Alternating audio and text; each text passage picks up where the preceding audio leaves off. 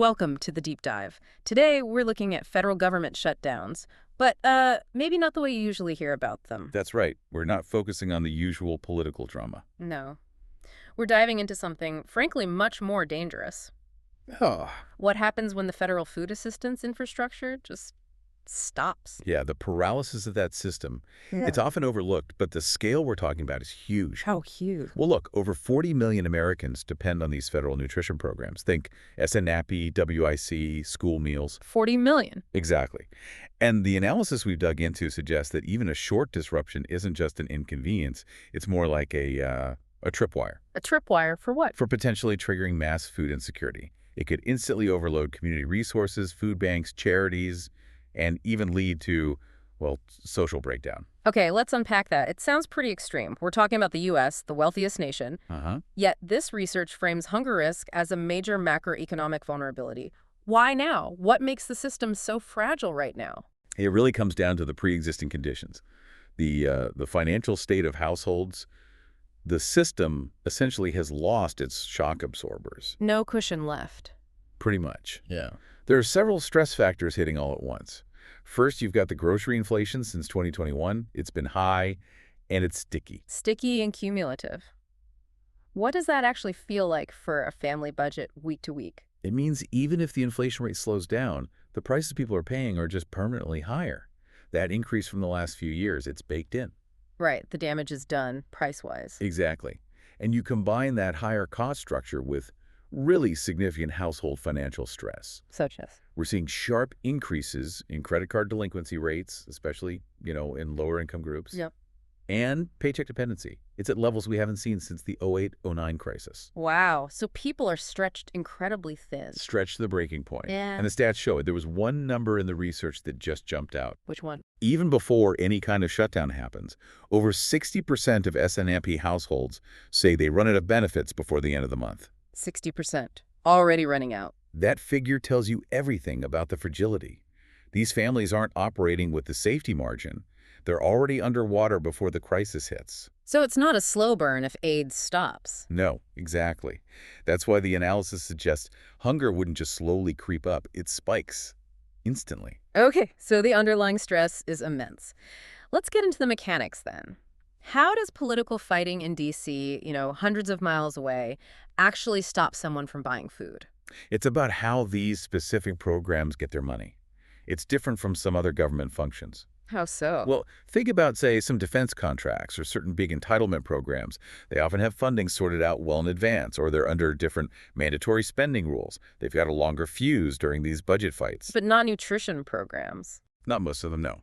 Things like SNAP, WIC, school meal subsidies, they tend to rely on rolling monthly discretionary appropriations. Money comes from USDA, approved by Congress, month by month.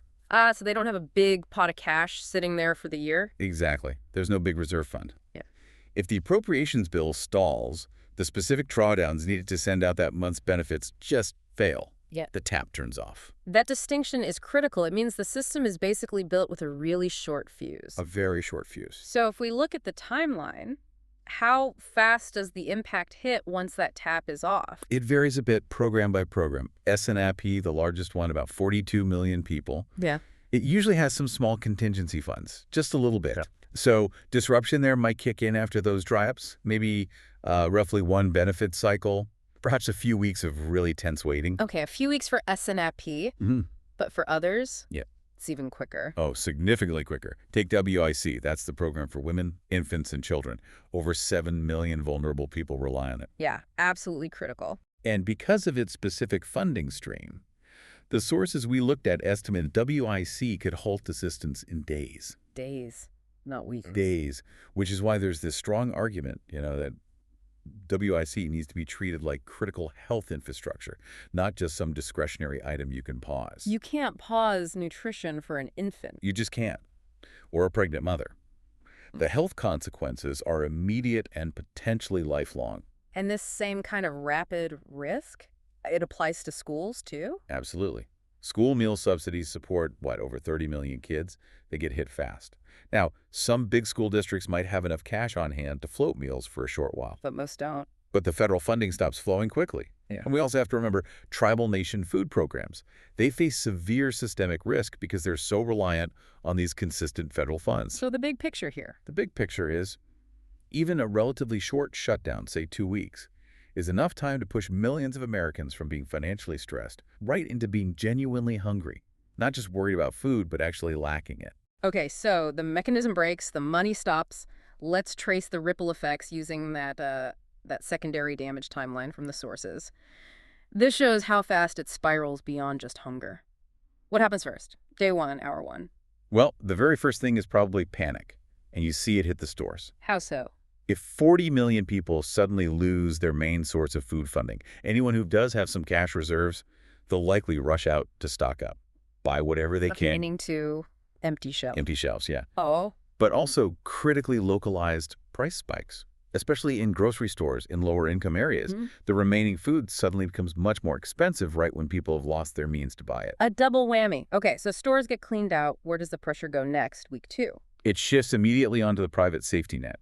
Food banks, charities, churches. Can they handle it? The research says no, not even close. Demand could spike to 3 times normal capacity, maybe more. These local organizations, they're amazing, but they just don't have the scale, the infrastructure, or the inventory to suddenly absorb 40 million people needing help all at once. The system just buckles. It breaks, sheer numbers. So the official aid is gone, the charitable safety net is overwhelmed. What happens in week 3 and beyond? What's the collateral damage? Well, you start to see acts of desperation ramp up. The sources point specifically to increases in crime, particularly theft related to basic needs, shoplifting for food, maybe even black markets for essential goods cropping up. And the impact on kids, schools. That happens immediately, really. Hungry kids can't learn. You see lower concentration, cognitive function drops, absenteeism goes up. You're essentially eroding the potential of the next generation in real time. And then, inevitably, the healthcare system feels it. Yes. By week 4, if not sooner, you expect a surge in healthcare needs, particularly emergency room visits. Why ER visits? Often driven by malnutrition itself, or instability in chronic conditions like diabetes. If someone relies on consistent meals, maybe through SNAP or WIC, to manage their diabetes, and that disappears, their health can destabilize very quickly. It becomes an emergency. It's just this devastating chain reaction: hunger, crime, health crises, learning loss. Yeah, exactly. And when you look at that whole timeline, you realize this isn't just a humanitarian issue, though it is that profoundly. It directly degrades national productivity, health outcomes, public safety, education. It hits everything. Which brings us to the broader strategic implications. How does a domestic hunger shock like this ripple outwards? It moves beyond economics pretty fast. It becomes this potent fuel for political instability and a loss of faith in the system itself. How does that play out politically? Well, the crisis can easily become, weaponized. It's like a political meme machine, as one source put it. It can accelerate existing social divisions, amplify grievances. And potentially feed narratives blaming specific groups, like immigrants, for example. That's a real risk, mentioned in the analysis, yeah. Scapegoating becomes easier when people are desperate and scared. And the damage isn't temporary. What do you mean? Even after the shutdown ends and the funding maybe gets restored, the memory of that failure lingers. It causes this deep loss of faith in federal institutions. If the government can't even ensure people can eat, that's fundamental. And that feeds into future politics. It can fuel deep-seated insecurity and resentment, which, populist candidates might tap into in future elections. Think 2026, 2028.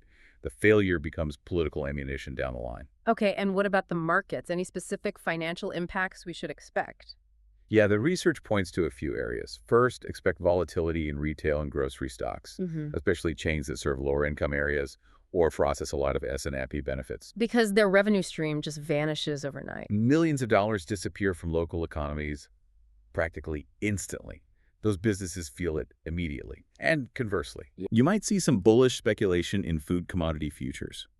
Instability often makes necessities look like, potentially profitable assets if you're a speculator. Right. And then there are those indirect costs we touched on earlier. Exactly. Hospitals dealing with malnutrition cases, insurance providers, local police departments facing increased crime. Their budgets get strained too. It all cascades.